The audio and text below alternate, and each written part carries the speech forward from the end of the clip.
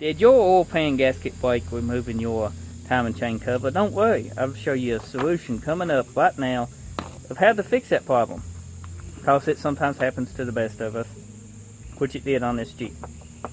Okay, what you want to do, get you some silicone, spray some ether on this, clean every bit of this oil off you can, take your bead of silicone, run a good generous bead right here.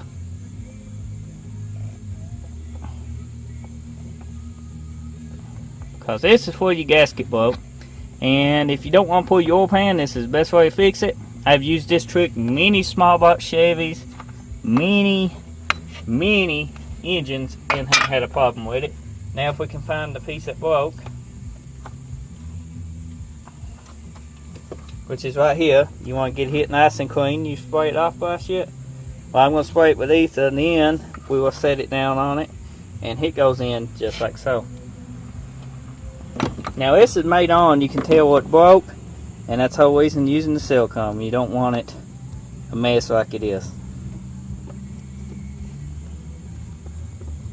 Put your broken seal back in here, you set it on that first bead of silicone that you put under here, and then you go over here with a generous bead of silicone where your timing cover matches it down. Then you want to get the edges good where the seal was broke, both sides. This is what I mean about putting silicone on both sides of your gasket in case your bark is uneven or has pinholes or anything in it. This will seal it, and it helps hold your gasket on. You don't want a big thick coat though, but it's better safe than sorry.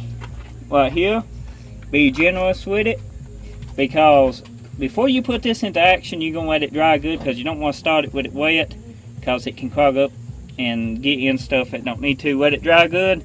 You won't have a problem out of it before you put this engine in use. But here we go, timing cover time, boss.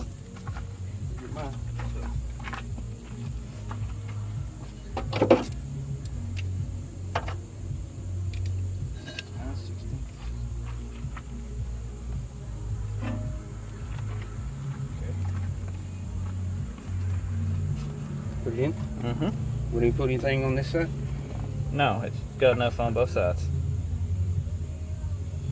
As you can see, the silicone mashes out, mashes in.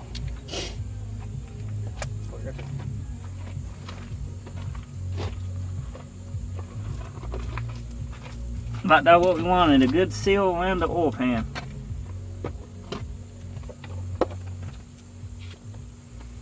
Next, you can take you some anti-seize and put on your bolts, so it will be easier to remove when you get them out.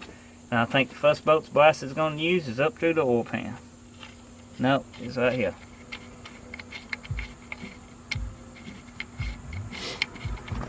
Might have to move it up a little. Get it? I better let Bryce in here while you get his bolts started, and then we'll check back up on him here in a moment. Remember, the longer bolts goes on these two, they pull your timing chain tight. Bryce put the two shorter ones in the wrong place. But he's got it figured out now. This Jeep's been apart for about 2 months, so bear with us. Now, this is what your water pump will look like once you install it. You can get the torque specs, I don't remember what they are, and the torque sequence off of Google. Just Google that. But it's simple setup. Be sure to use your, like I said, silicone as a nice little trick. And don't use these on your little holes that goes here. These clamps right here, get the ones with a smooth back, because when you tighten these, they cut into your water hose. And where this is at an angle, it will cause them to leak. Just a quick tip. Happened to this and Tri-Sofa. Customer used the same clamps. So this time we're going to go with smooth clamps. Isn't that right, boss? But as you can see, the seal and everything is good to go. I will show you how to install a Hermont bouncer on an upcoming video. So just keep a check on my channel or search my channel for 5.2 Jeep, and it should pull them up. All different kinds of videos. Don't forget to hit that subscribe button. And until next time, me and Bossy will see you then.